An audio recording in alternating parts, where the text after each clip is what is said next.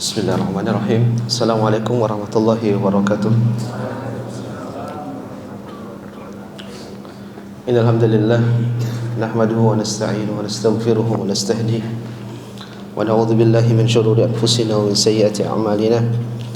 Man yahdihillahu fala mudilla lahu wa may yudlilhu fala hadiya lahu. Asyhadu an la ilaha illallah wahdahu la syarika lahu wa asyhadu anna Muhammadan abduhu wa rasuluhu. Qala Allahu azza wa jalla: Ya ayyuhalladzina amanu taqullaha haqqa tuqatih wa la tamutunna illa wa antum muslimun. Fa inna asdaqal hadithi kitabullah wa khairal huda huda Muhammadin sallallahu alaihi wasallam wa syarrul umuri muhdatsatuha fa inna kulla muhdatsatin bid'ah wa kulla bid'atin dhalalah wa kulla dhalalatin fid nar. Ikhwani fid din, jamaah semoga dirahmati oleh Allah Subhanahu wa taala. Alhamdulillah, segala puji bagi Allah Subhanahu wa taala yang masih memberikan kita nikmat hidayah, nikmat iman, nikmat Islam, nikmat kesehatan, dan semua ini adalah murni rahmat Allah Subhanahu wa taala, karunia Allah Subhanahu wa taala yang patut kita syukuri kepada Allah Subhanahu wa taala. Allah Subhanahu wa taala berfirman, "Wa ma bikum min ni'matin faminallah." Dan tidaklah satu kenikmatan yang kalian rasakan kecuali datangnya itu dari Allah Subhanahu wa taala. Dan sangat banyak yang Allah Subhanahu wa taala berikan kenikmatan kepada kita. Allah mengatakan, wa in ta'uddu nikmatallahi la tuhsuha. Kalau kalian mau menghitung-hitung nikmat Allah Subhanahu wa taala, maka kalian tidak akan mampu untuk menghitungnya. Maka kewajiban kita terhadap nikmat-nikmat tersebut yaitu kita bersyukur kepada Allah Subhanahu wa taala. Mudah-mudahan Allah senantiasa memberikan kita kenikmatan hidayah, nikmat Islam, nikmat kesehatan, dan nikmat-nikmat yang lainnya. Salawat dan salam kita curahkan kepada Nabi kita Muhammad sallallahu alaihi wasallam, juga kepada putra-putri beliau, kepada istri-istri beliau, kepada para sahabat beliau, dan seluruh orang-orang yang mengikuti jejak beliau hingga hari kiamat kelak. Ikhwani fiddin, jamaah semoga dirahmati Allah Subhanahu wa taala. Pada kesempatan pagi kali ini insyaallah kita akan membahas pelajaran baru, yaitu berkaitan dengan tafsir surah Al-Kahfi. Jamaah semoga dirahmati Allah Subhanahu wa taala. Sebelum memulai, saya ingin menjelaskan bahwasanya pembahasan tentang Al-Qur'an adalah pembahasan yang sangat penting. Kenapa? Karena kata para ulama, sejauh mana seorang dia mendalam-dalami tentang Al-Qur'an, maka sejauh itulah dia akan mendapatkan kebahagiaan. Karena Al-Qur'an adalah kitab petunjuk bagi orang-orang yang beriman. Allah Subhanahu wa taala berfirman, hudan lil muttaqin. Maka seorang sejauh mana dia memahami Al-Qur'an, maka sejauh itulah dia akan bahagia. Sebaliknya, sejauh apapun seorang dia jauh dari Al-Qur'an, maka sejauh itu juga dia tidak akan bahagia, dia akan merasa gelisah. Maka jamaah semoga dirahmati Allah Subhanahu wa taala, di antara hal yang bisa membuat kita bahagia, membuat kita tenang menjalani kehidupan kita di atas muka bumi ini, itu kita belajar belajar tentang Al-Qur'an. Dan mempelajari Al-Qur'an, para ulama membagi ada 3 hal.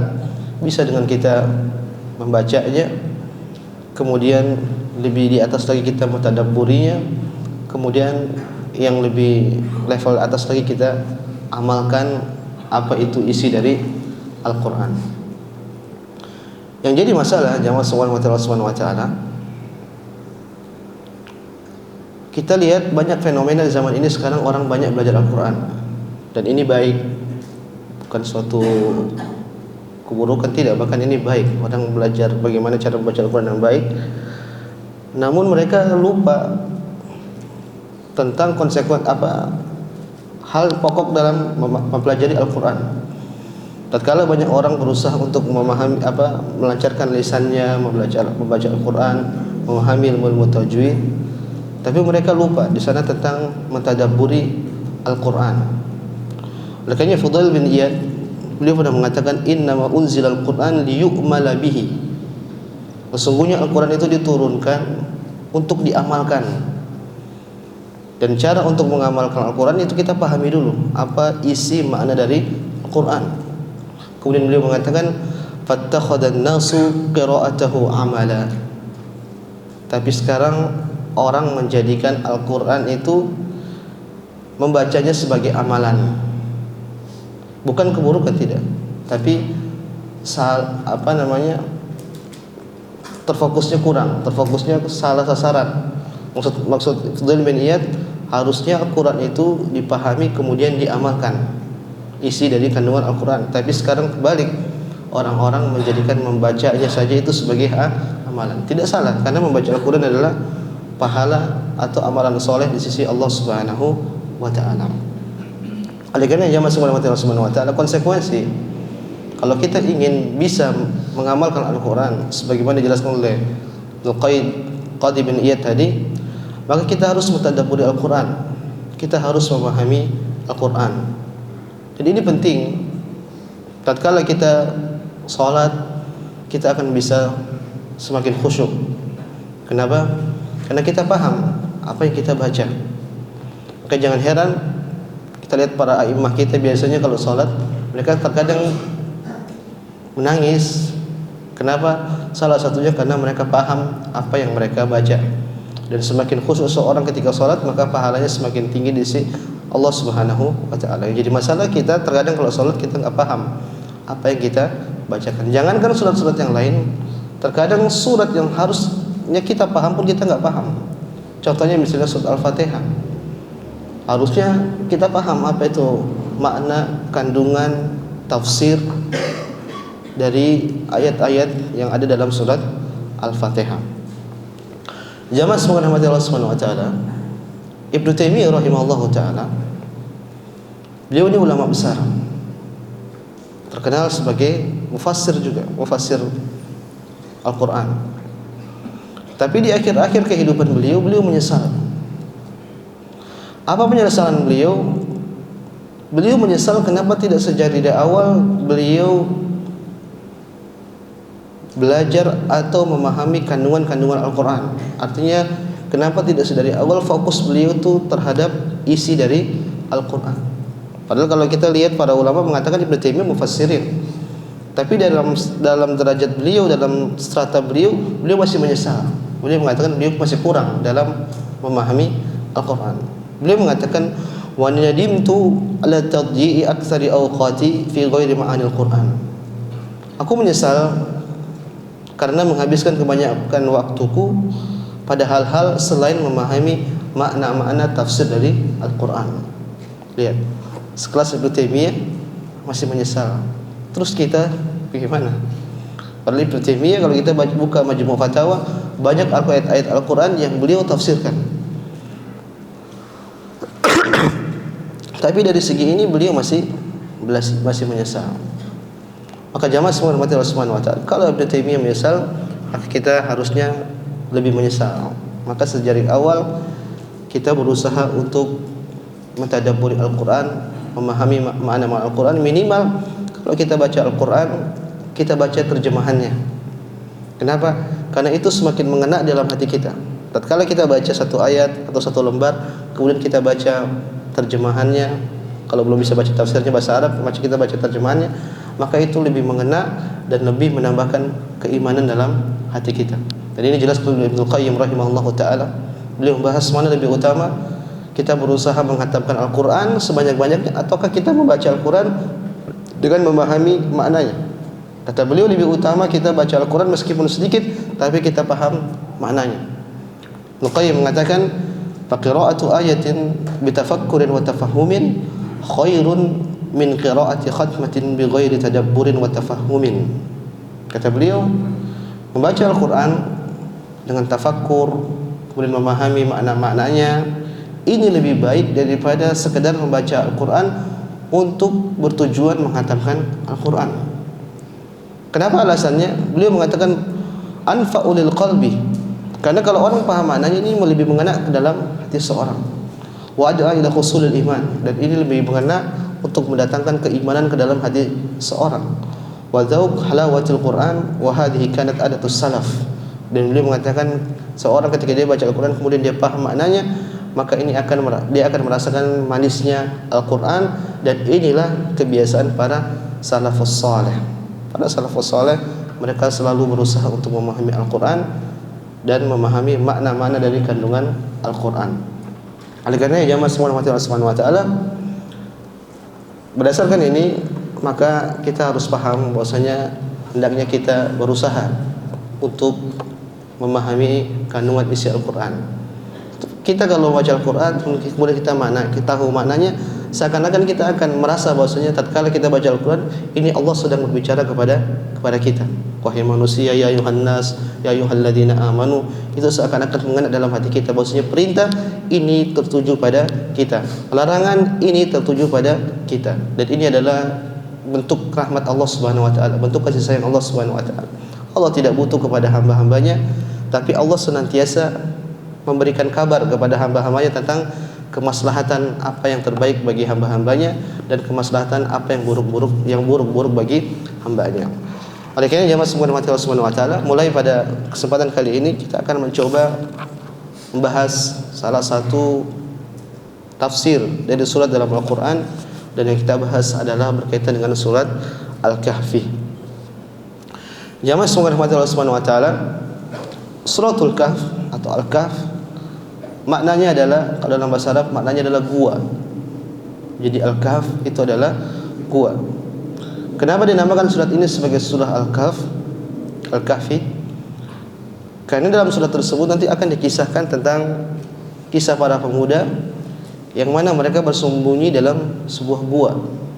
Tatkala itu semua di negeri pemuda ini semuanya kufur, semuanya musyrik, dan orang-orang diperintahkan untuk musyrik, untuk kufur. Maka pemuda-pemuda ini mereka kabur, kemudian mereka sembunyi dalam gua, kemudian Allah Subhanahu wa taala selamatkan mereka. Jadi isi dari kandungan dari surat Al-Kahf ini menceritakan tentang para pemuda yang mereka bersembunyi dalam gua, makanya disebut dengan surat Al-Kahfi. Para ulama tatkala menamakan surat ini, mereka menyebutkan ada dua yang disebutkan oleh para ulama. Yang pertama adalah suratul Kahf, surat Kahfi, kemudian yaitu Ashabul Kahfi, surat Ashabul Kahfi.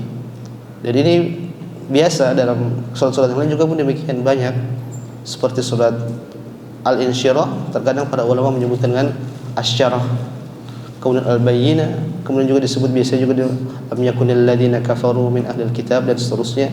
Dan banyak, biasanya surat-surat memiliki lebih dari satu nama. Dan nyatanya seperti surat Al-Kahfi ini, selain namanya surat Al-Kahfi, disebut dengan suratu Ashabil Kahfi, surat Ashab Al-Kahfi.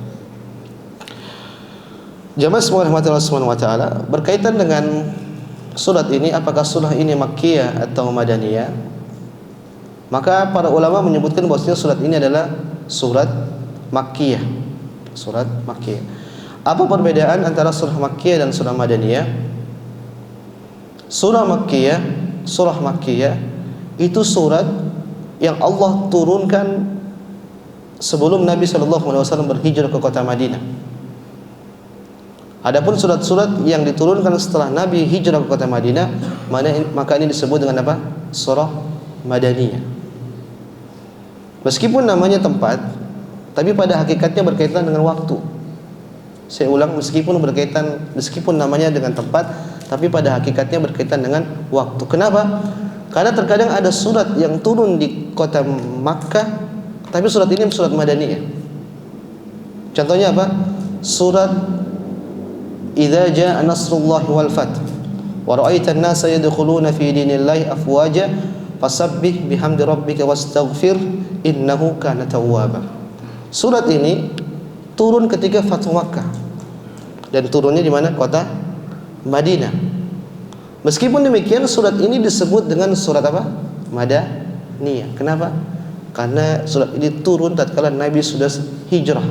Karena Fathu Makkah itu terjadi tatkala Nabi setelah hijrah. Meskipun dia turun di kota Madinah, turun di kota Makkah, tapi surat ini disebut dengan surat apa? Madaniyah. Maka sekali lagi, penamaan Makkiyah dan penamaan Madaniyah ini sama sekali tidak berkaitan dengan apa? Tempat, tapi berkaitan dengan waktu. Maka surat Al-Kahf ketika dikatakan sebagai surat Makkiyah, berarti surat ini turun kenyang kapan? Tatkala sebelum Nabi SAW berhijrah ke kota Madinah. Kemudian disebutkan juga oleh para ulama bahwasanya surat Al-Kahf ini turun secara lengkap. Jadi sekali turun langsung lengkap surat Al-Kahf. Dan ini metode Allah Subhanahu wa taala. Terkadang Allah menurunkan satu surat lengkap, terkadang juga menurunkan satu surat tidak lengkap. Contoh surat-surat yang lengkap misalnya Al-Fatihah lengkap, Allah turunkan secara lengkap. Juga kemudian surat Al-Asr kemudian juga lengkap, Tabbat Yada itu juga lengkap, dan surat-surat yang lainnya. Di antaranya juga surat Al-Kahfi. Namun di sana juga ada surat-surat yang Allah turunkan tidak secara lengkap.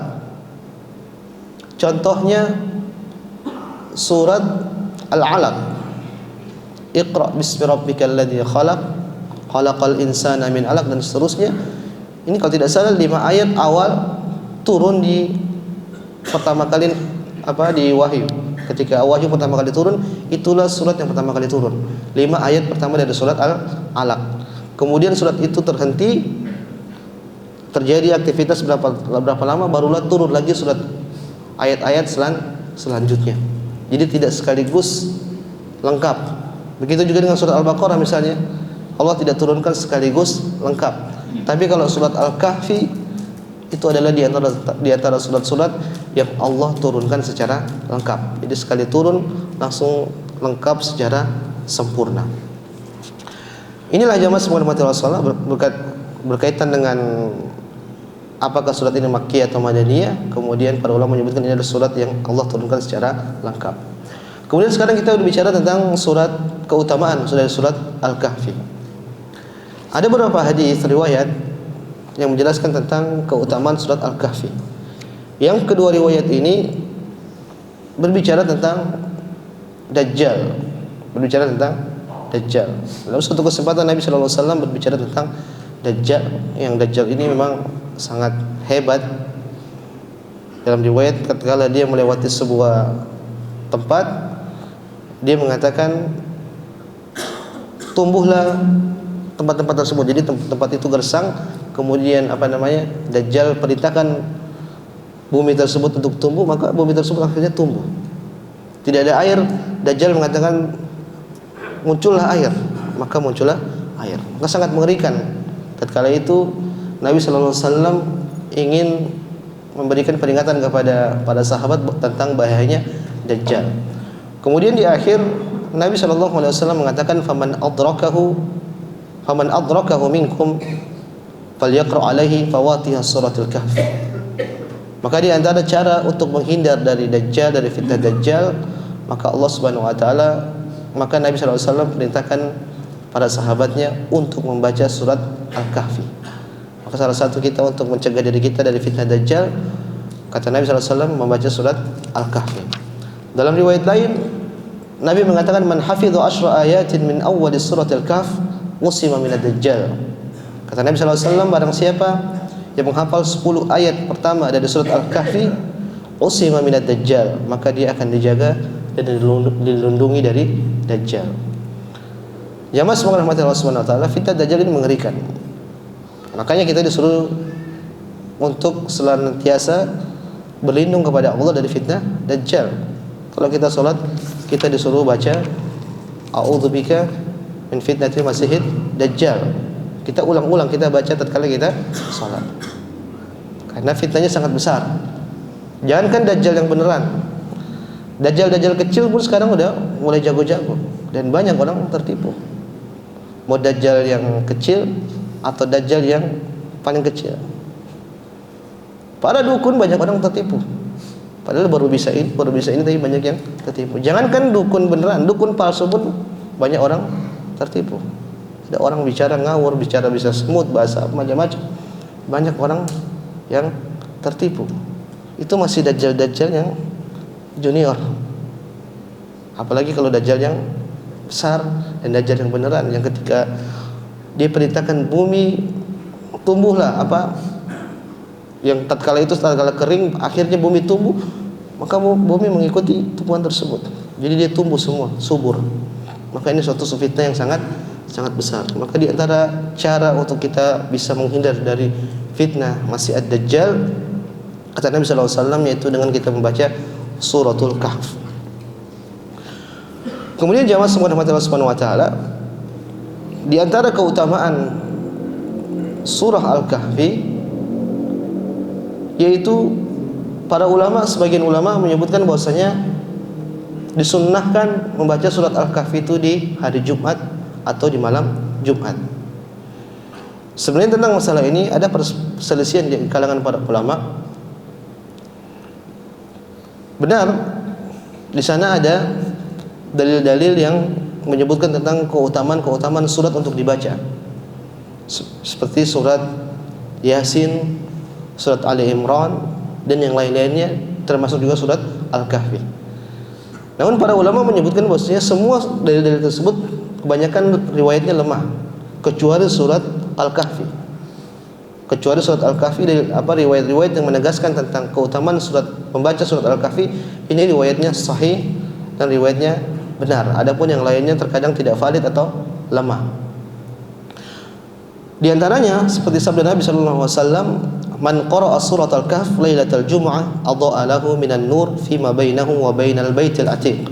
Kata Nabi sallallahu alaihi wasallam, barang siapa yang dia membaca surat Al-Kahfi pada malam Jumat, adha'a lahu minan nur, maka Allah Subhanahu wa taala akan memberikan dia cahaya fima bainahu wa bainal baitil atiq, yaitu Allah akan memberikan dia cahaya antara dirinya dengan Ka'bah. Dalam riwayat yang lain Allah mengatakan, "Man qara'a surat Al-Kahf fi yaumil jum'ah adha'a lahu minan nur ma bainal jum'atain."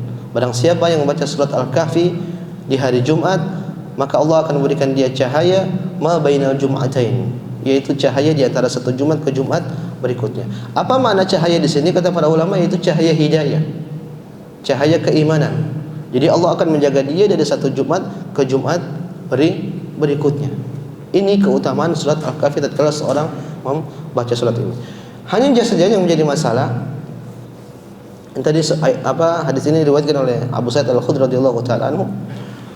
Masalah pertama, para ulama khilaf apakah riwayat ini mauquf ataupun marfu. Apa itu mauquf atau marfu?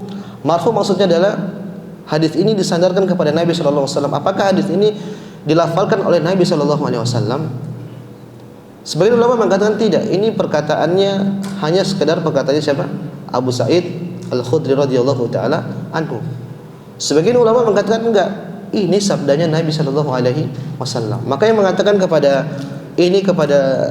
Abu Sa'id Al-Khudri radhiyallahu taala ini namanya hadis mauquf, hanya tersampai kepada para sahabat.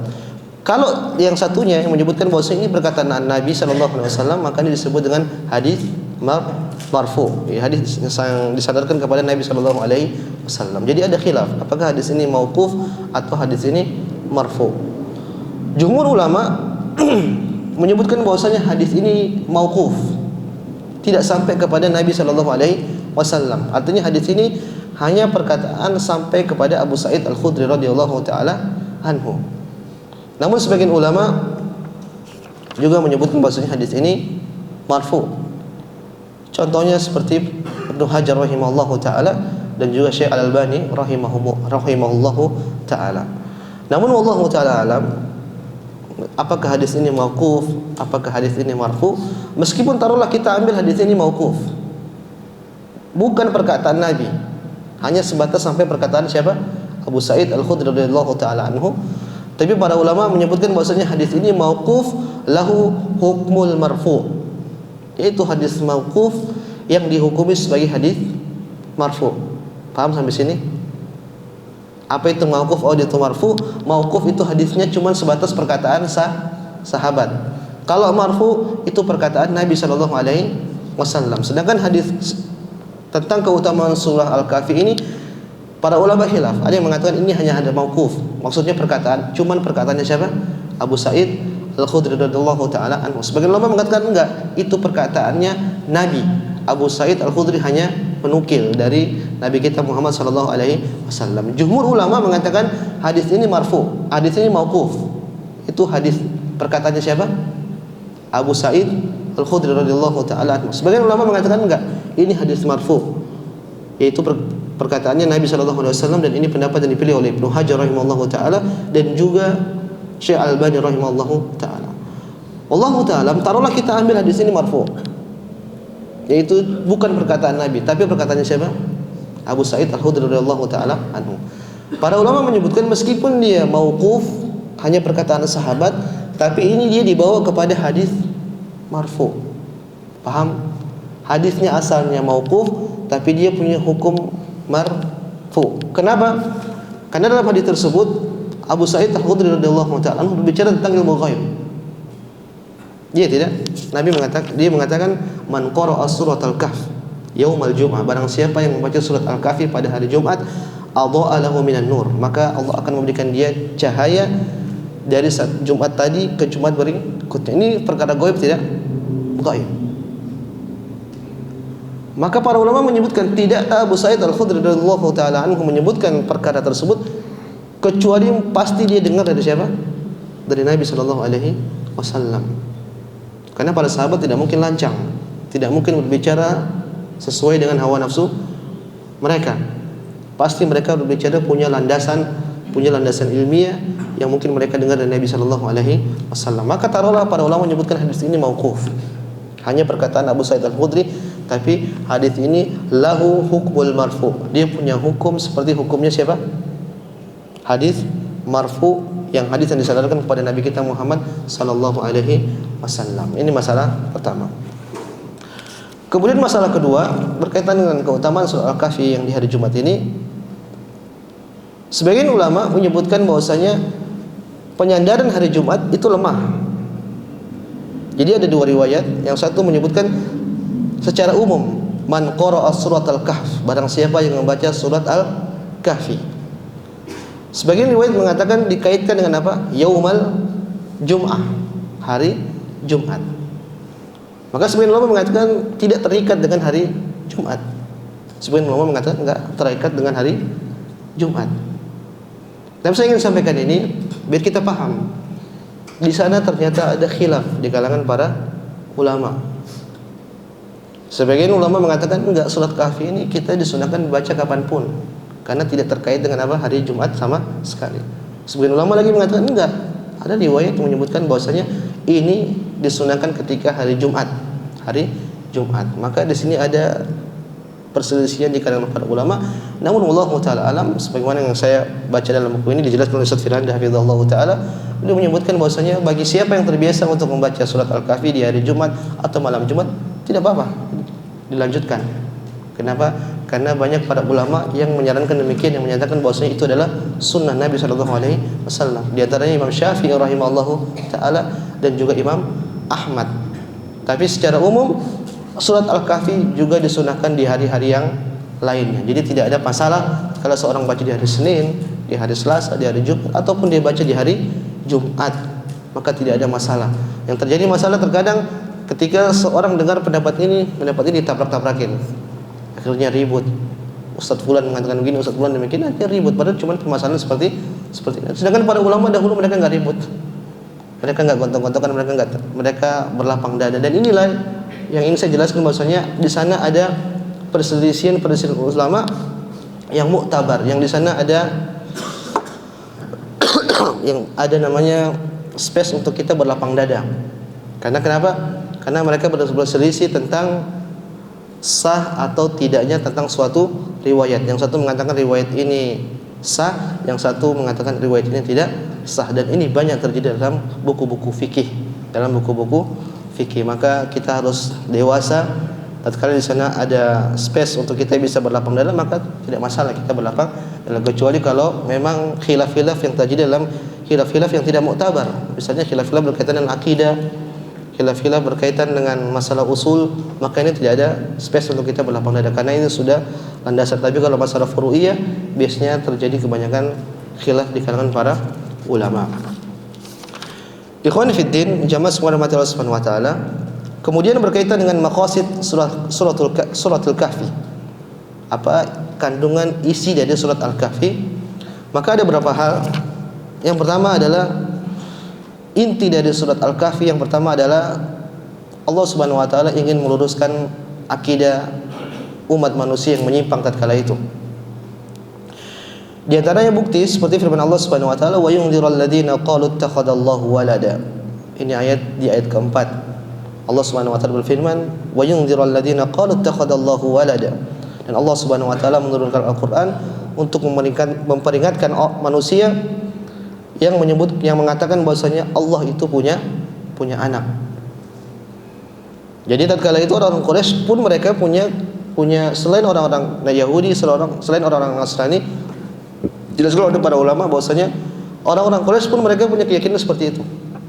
Apa keyakinan mereka? Mereka meyakini bahwasanya malaikat itu adalah putri-putri Allah Subhanahu wa taala. Maka ini perkataan yang sangat keji, perkataan yang sangat hina. Maka Allah pun bantah mereka dan Allah meluruskan akidah mereka. Allah menyebutkan wa yunziral ladzina qalu ittakhadallahu walada. Dan Allah menurunkan Al-Quran untuk memperingatkan orang-orang yang mengatakan bahwasanya Allah itu punya anak. Dan ayat ini ada di ayat keempat dalam suratul Kahf. Kemudian juga di akhir surat Allah Subhanahu wa taala berfirman, "Qul innama ana basyarum mithlukum yuha ilayya annama ilahukum ilahu wahid. Faman kana yarju liqa'a rabbih falyamal 'amalan salihan wa la yusyrik bi ibadati rabbih ahada." Kata Allah Subhanahu wa taala, "Qul innama ana basyarum mithlukum yuha ilayya." Katakanlah wahai Muhammad, sungguhnya aku adalah bashar, aku hanya seorang manusia seperti sama dengan kalian wahai manusia. Yuha ilayya, hanya saja aku diberikan wahyu oleh Allah Subhanahu wa taala, annama ilahukum ilahu wahid. Wahyu tersebut yang menjelaskan bahwasanya tidak ada Tuhan yang berhak disembah kecuali Allah Subhanahu wa taala. Tuhan hanya satu, yaitu Allah Subhanahu wa taala. Faman kana yarju liqa'a rabbi, barang siapa yang berharap untuk bisa bertemu dengan Allah Subhanahu wa taala, falyamal amalan salihah, maka hendaknya dia beramal saleh, wala yusyrik. Ini di akhir ayat Allah mengatakan wala yusyrik, dan jangan berbuat kesyirikan bi ibadati rabbih ahada, tatkala seorang itu dia beribadah kepada Allah Subhanahu wa taala. Jadi di awal-awal surat Allah peringatkan tentang penyimpangan akidah. Jangan mengatakan bahwasanya Allah itu punya anak. Di akhir ayat, di akhir surat pun Allah tegaskan wala yusyrik bi ibadati rabbih ahada, dan janganlah kalian berbuat kesyirikan dalam peribadatan kepada Allah Subhanahu wa taala. Maka dari sisi ini para ulama menyebutkan maqasid, tujuan diturunkan surat Al-Kahfi, yaitu diantaranya adalah untuk meluruskan penyimpangan akidah yang terjadi di zaman itu. Kemudian yang kedua, yaitu penjelasan bahwa perhiasan dunia ini adalah hanya perhiasan yang sebagai ujian bagi manusia. Dalam hadis Nabi mengatakan dunia ini khul, manis, hijau. Dan indahnya dunia ini, indahnya bumi ini dibuat oleh Allah Subhanahu wa taala sedemikian rupa untuk sebagai apa? Ujian bagi manusia. Allah Subhanahu wa taala berfirman, "Inna ja'alna ma 'alal ardi zinatan laha linabluwahum ayyuhum ahsanu amala." Kata Allah Subhanahu wa taala, sungguhnya kami jadikan bumi ini sebagai zina, sebagai perhiasan, linabluwahum, untuk menguji orang-orang, ayyuhum ahsanu amala, siapakah di antara mereka yang terbaik amalannya. Maka ikhwan jamaah semua rahmati Allah Subhanahu wa taala, inilah hakikat dunia. Seindah-indahnya dunia, maka itu adalah ujian bagi manusia. Dan seringnya orang tidak lolos dari ujian tersebut. Tatkala dia mendapatkan dunia, bersenang-senangan dengan dunia, dia lalai sama diri dia. Dia lalai sebagai hamba. Tatkala biasanya jadi sombong, lupa sama Allah Subhanahu wa taala. Maka ini di antara sifat dunia, itu Allah jadikan dia indah untuk menguji manusia, ayyuhum ahsanu amala. Apa itu makna ayyuhum ahsanu amala? Kata Al-Qadi Iyad, akhlasuhu aswabuhu. Itu amal, siapakah yang amalannya yang paling ikhlas dan yang paling benar, yang paling mendekati sunnah Nabi sallallahu alaihi wasallam. Allah tidak menyebutkan ayyuhum aktsaru amala, siapa di antara kalian yang paling banyak amalannya, enggak.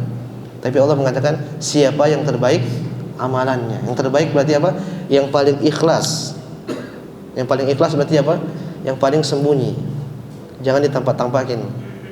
Jangan dilihatin-lihatin orang.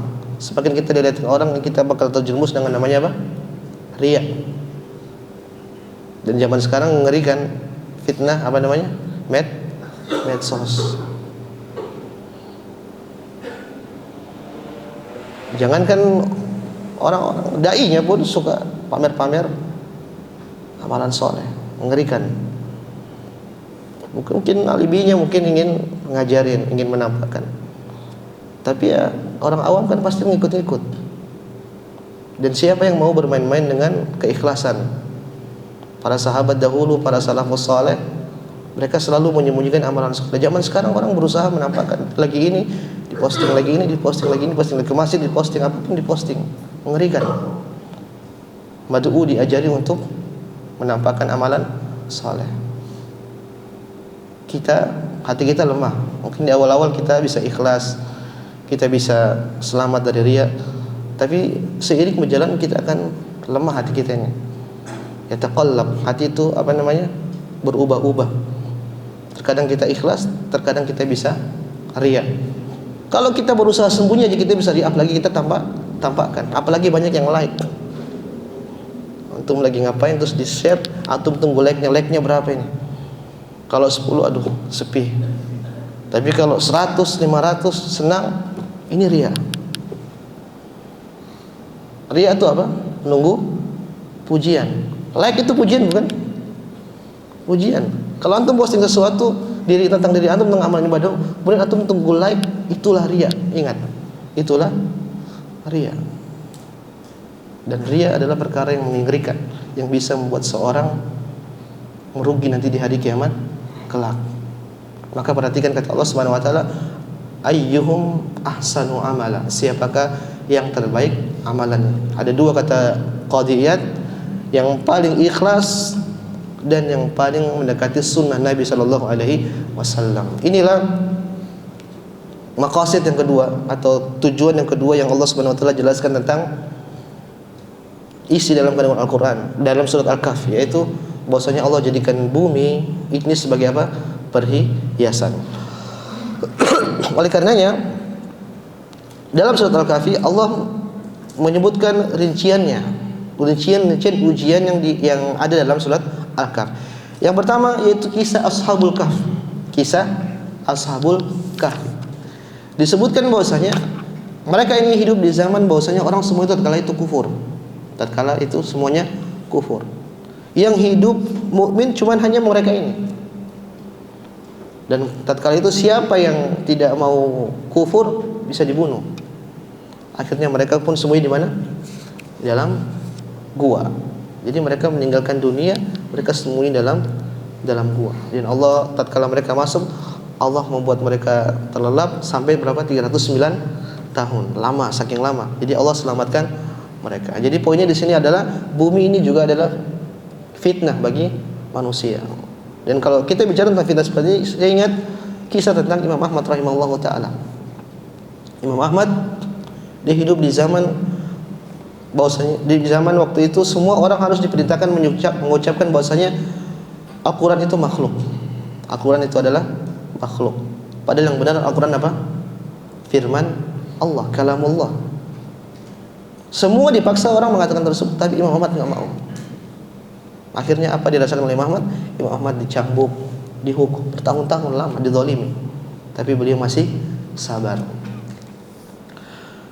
Jadi ujian yang pertama bahwasanya bumi ini adalah sebagai ujian, bahwasanya banyak orang-orang yang tidak suka sama dakwah yang baik, sebagaimana dakwah keimanan, dakwah tauhid dan seterusnya.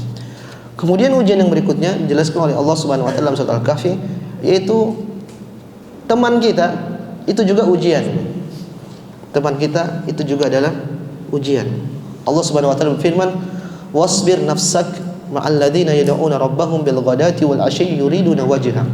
Kata Allah Subhanahu wa taala, bersabarlah wahai Muhammad atas dirimu bersama orang-orang yang menyerukan kepada Allah Subhanahu wa taala. Artinya bersama orang-orang yang beribadah kepada Allah Subhanahu wa taala bil ghada wal 'ashyi, di pagi hari dan di malam hari yang mereka itu mengharapkan keridhaan Allah Subhanahu wa taala. Wala ta'du aynaka anhum turidu zinatal hayatid dunya, dan jangan kau palingkan matamu dari mereka menuju kepada orang-orang yang bergelimang dengan dunia, zinatal hayatid dunya, dengan perhiasan dunia. Wala tuti' man aghfalna qalbahu, dan jangan kau juga ngikut sama mereka, orang-orang yang Allah lalaikan hati mereka untuk mengingat Allah Subhanahu wa taala, dan mereka wattaba hawahu wa kana amruhu furata, dan mereka mengikut hawa nafsu mereka, dan sungguhnya mereka adalah orang-orang yang melampaui batas.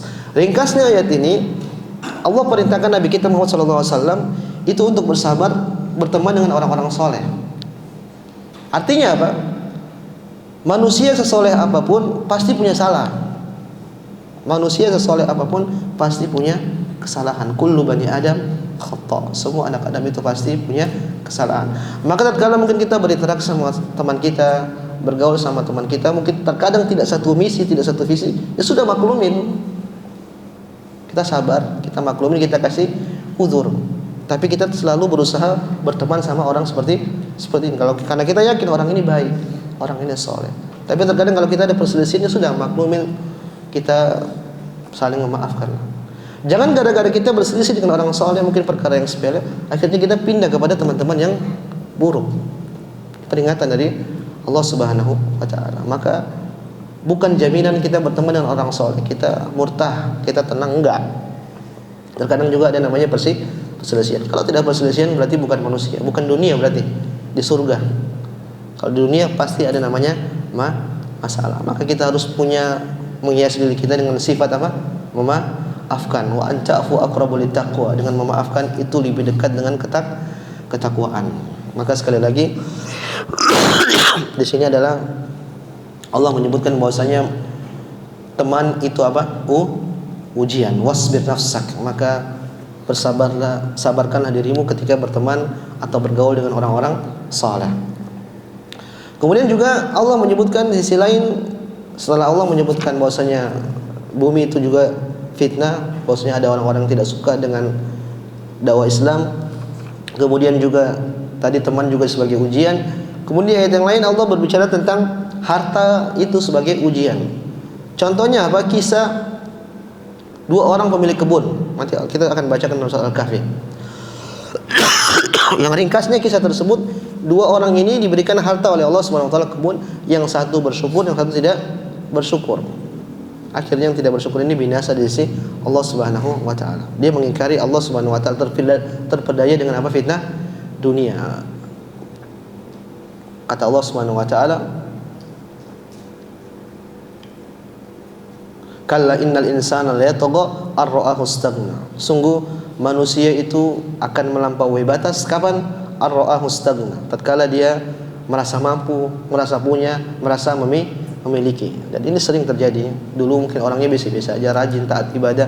Tatkala Allah buka dunia kepada dia, akhirnya terfitnah dengan dunia. Maka orang itu diuji dengan dua hal.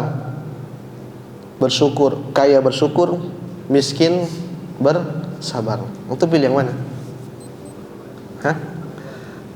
Kaya bersyukur atau miskin bersabar? Yang paling utama yaitu yang paling bertakwa di sisi Allah Subhanahu wa taala. Kalau disuruh pilih apa? Tapi banyak yang tidak lolos. Yang jadi masalah banyak yang tidak lolos. Makanya antum jangan hasad. Kalau lihat orang punya harta banyak, bisa jadi kalau kita punya harta seperti itu kita enggak lolos di ujian tersebut. Karena terkadang ada orang dikasih susah baru dia ingat Allah. Di tiap hari salat malam berdoa, minta ya Allah, minta kebaikan. Tapi Allah enggak kasih, kenapa? Sengaja supaya dia begitu terus. Tatkala Allah kasih dia kebaikan, kasih dia dunia, fitnah dunia, bisa jadi dia lupa sama Allah Subhanahu wa taala. Sebaliknya, ada orang-orang yang dia bisa soleh kalau dia punya harta. Itu antum kayaknya. Dia bisa soleh kalau dia punya harta. Tatkala dia diberikan harta, diberikan dunia, dia sedekah kiri kanan. Tatkala dia sudah tidak diberikan harta, dia kufur. Kenapa saya tidak diberikan ini? Suudzon sama Allah Subhanahu wa taala. Maka masing-masing kita sadar diri dan kita terima apa yang Allah berikan kepada kita. Qanaah. Kalau kita qanaah, hidup kita tenang. Kata Imam Syafi'i rahimahullahu taala, "Idza ma kunta dza qalbin qanu'in fa anta wa malikud dunya sawa." Idza ma kunta dza qalbin qanu', kalau kau punya hati yang qanaah, kau sama raja itu sama. Kenapa? Kita sama raja itu sama-sama cari apa? Kepuasan, cari kebahagiaan. Raja urusannya banyak. Ngurus ini, dia punya kepuasan tuh banyak. Tapi kalau kita, mungkin yang biasa-biasanya kita punya qanaah, punya ketenangan dalam hati kita, mungkin bisa makan, bisa tidur, itu kita sudah tenang, kita sudah qanaah. Kita sudah bahagia. Berarti kita lebih duluan bahagia, bisa jadi kita lebih duluan bahagia daripada sang raja. Maka ciri ingin bahagia, tanamkan qanaah dalam hati kita. Kata Imam Syafi'i tadi, idza ma kunta dza qalbin qanu'in fa anta wa malikud dunya sawa. Kalau kau punya hati yang qanaah, kau sama raja itu sama saja. Ini teori ya. Ini teori. Kemudian di antara maqasid atau isi kandungan dari surat Al-Kahfi yaitu Allah menyebutkan bahwasanya ilmu itu juga ujian ilmu. Sebagaimana seorang punya dunia, punya harta, itu juga ujian bagi dia. Begitu juga seorang tatkala dia punya ilmu, maka itu juga bisa ujian bagi dia. Allah Subhanahu wa taala berfirman apa dalam suatu hadis dan riwayat, ada seorang datang kepada Nabi Musa alaihissalam. Kemudian dia mengatakan, hal ta'lamu ahadan a'lama mink? Wahai Musa, apakah ada orang lebih pintar daripada engkau, yang punya ilmu lebih daripada engkau? Maka Nabi Musa pun berbicara secara zahir beliau. Beliau mengatakan bahwasanya la, tidak ada orang yang lebih berilmu daripada saya. Fa'ahallahu azza wa jalla ila Musa. Kemudian Allah pun mewahyukan kepada Musa bahwasanya ada orang lebih berilmu daripada Nabi Musa alaihissalam, yaitu Abduna Khadir. Itu hamba Allah Subhanahu wa taala namanya Khadir. Nabi Khadir.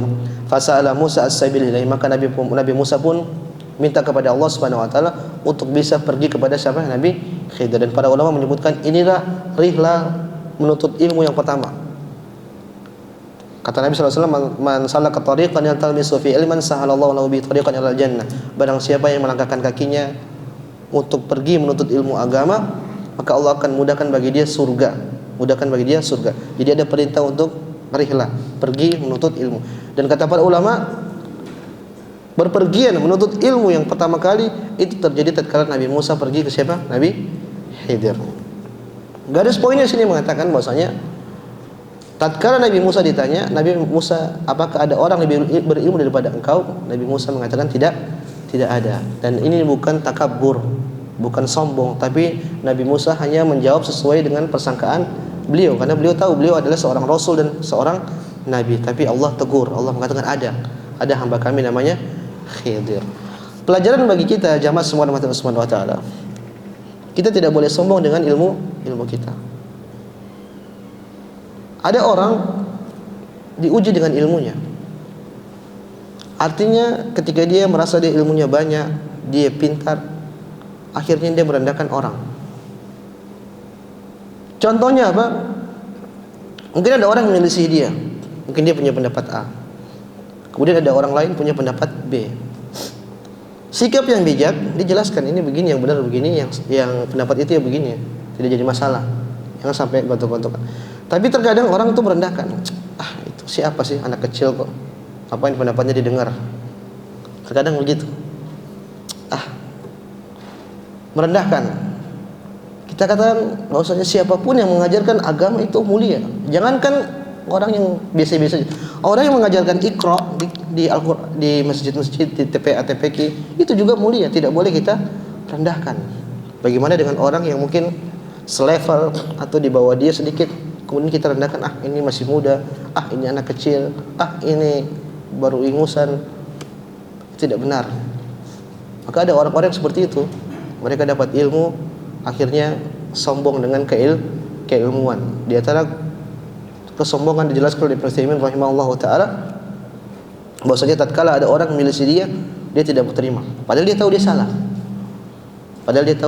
salah. Sikap yang benar ya sudah, dia minta maaf, dia jelaskan dengan baik. Tapi kalau ada orang seperti ini, dia tahu dia salah, tapi dia masih ngotot, apalagi dia merendahkan orang yang menyelisihi dia, yang menjelaskan sesuai dengan menjelaskan kebenaran, maka orang ini terbuai atau terfitnah dengan ilmunya. Maka kita berhati-hati dengan fitnah seperti ini. Di mana sana ada orang terfitnah dengan harta, di sana juga ada orang terfitnah dengan namanya ilmu. Kemudian di antara maqasid surat Al-Kahfi yang terkandung dalam surat Al-Kahfi yaitu kisah tentang kerajaan Dzulqarnain.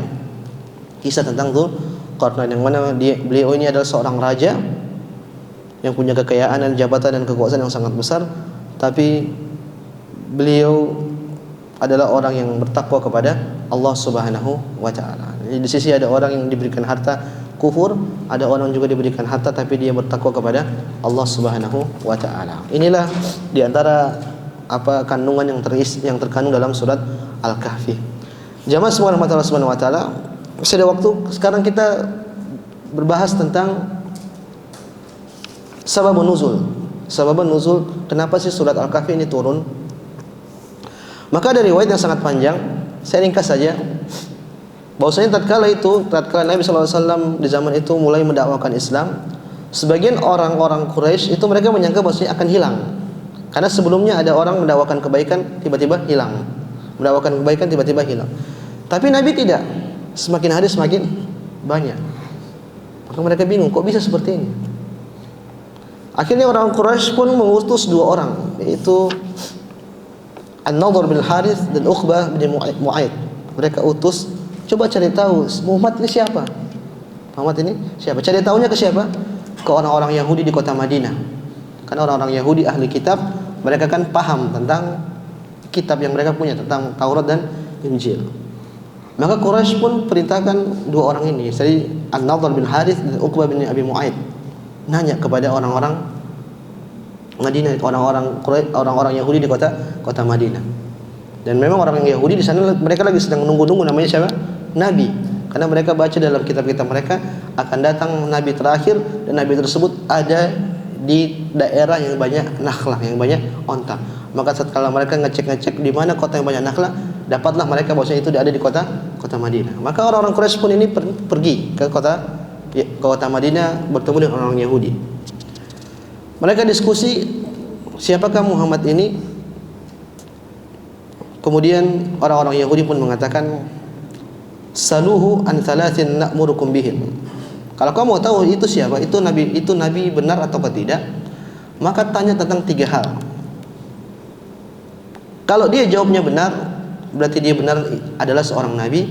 Tapi kalau dia jawab tidak benar atau dia tidak bisa menjawab, maka farrajul mutaqawwil, maka dia adalah seorang pendusta, bukan seorang nabi. Apa pertanyaan tersebut? Maka yang pertama, orang-orang Yahudi menginstruksikan orang-orang Quraisy ini, dua orang tadi, tanya kepada Muhammad, saluhu an fityatin zahabu fid dahril awal. Coba tanya kepada mereka, kepada Nabi Muhammad sallallahu alaihi wasallam, pemuda yang pernah keluar di zaman dahulu. Maka na amruhum fa innahu qad kana lahum haditsun ajab. Coba tanya tentang dengan pemuda yang mereka di zaman itu memiliki kisah yang sangat menakjubkan. Ini pertanyaan ini umum tidak? Umum. Maksud ini tentang Ashabul Kahfi. Tapi orang Yahudi suruh tanya kepada orang Quraisy, coba tanya sama Muhammad, tahu nggak kisah tentang pemuda? Kan umum, nggak jelas. Tapi orang Yahudi terus tanyakan itu, tahu nggak kisah tentang pemuda yang kisah mereka itu sangat menakjubkan? Ini pertanyaan pertama. Susah tidak? Susah. Pertanyaan kedua, saluhu an rajulin tawaf qad balagha masyariqil ard wa magharibiha. Tanya seseorang yang dia itu jalan keliling dunia, ke timur dan ke barat, yang dia punya kekuasaan terbentang dari timur dan barat. Siapa itu? Dzulqarnain maksudnya. Tapi pertanyaannya umum. Tahukah kamu orang bisa berjalan dari timur ke barat? Nabi enggak tahu. Kemudian yang ketiga, saluhu anir ruh. Tanyakan kepada Muhammad tentang ruh. Jadi tiga pertanyaan pamungkas. Kalau Nabi bisa jawab, berarti dia benar-benar seorang Nabi. Tapi kalau tidak bisa dijawab, berarti ini bukan Nabi, tapi orang yang penipu, ngaku-ngaku sebagai Nabi. Maka pulanglah orang-orang Quraisy ini. Pulang, kemudian mereka ketemu dengan orang Quraisy. Kemudian mereka panggil Muhammad sallallahu alaihi wasallam. Mereka panggil Nabi kita Muhammad sallallahu alaihi wasallam. Maka mereka pun bertanya, "Ya Muhammad, akhbirna an fityatin dhahabu fid dahril awal qad kanat lahum qissatun ajab." Wahai Muhammad, kabarkan kepada kita kisah tentang para pemuda yang mereka itu punya kisah yang sangat menakjubkan di zaman mereka. Wa an rajulin kana tawafan qad balagha masyariqal ardi wa magharibaha. Dan kabarkan juga kepada kita yang kedua itu tentang seorang yang dia punya kekuasaan di timur dan barat, kekuasaannya sangat terbentang luas. Wa akhbirna anir ruh mahya. Dan kabarkan ketiga tentang kita, apa itu ruh? Coba jelaskan kepada kita. Faqala lahum Rasulullah sallallahu alaihi wasallam, "Ukhbirukum bima sa'atum anhu ghadan." Kasih saya waktu, saya akan jawab besok.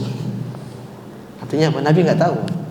Nabi tidak tahu. Kasih saya waktu, saya akan jawab kapan? Besok. Nabi menyangka Nabi akan diturunkan wahyu oleh Allah Subhanahu wa taala. Nabi pulang satu hari, Jibril enggak turun. 2 hari Jibril enggak turun. Sampai hari ke-15. Hari ke-15 pun tidak turun wahyu untuk menjelaskan pertanyaan tadi. Ikhwan, ini menjelaskan bahwasanya Nabi tidak tahu namanya apa? Ilmu ghaib. Nabi baru tahu ilmu ghaib kapan? Tatkala Allah kasih tahu. Kalau Allah enggak kasih tahu, Nabi enggak tahu. Jangankan perkara-perkara besar, istri Nabi SAW punya cincin hilang waktu safar, Nabi enggak tahu di mana. Padahal itu ada di mana? Diduduki onta. Diduduki. Harusnya kalau Nabi punya ilmu ghaib, Nabi tinggal mikir, kayaknya di sini. Ini di sini, di sini. Enggak, tapi Nabi enggak tahu. Nabi istrinya pernah dituduh sebagai pezina. Tapi Nabi enggak bisa jawab, enggak bisa membantah karena Nabi tidak tahu ilmu ghaib. Harusnya Nabi tahu, enggak, istri saya tidak berzina. Dengan juga demikian, Nabi ditanya tentang 3 perkara yang Nabi tidak tahu, Nabi tidak bisa menjawab. Nabi mengatakan, besok saya kabarin. Ternyata 15 hari tidak jawab. Maka tatkala itu orang-orang Quraisy mulai ribut, maka Nabi pun bersedih.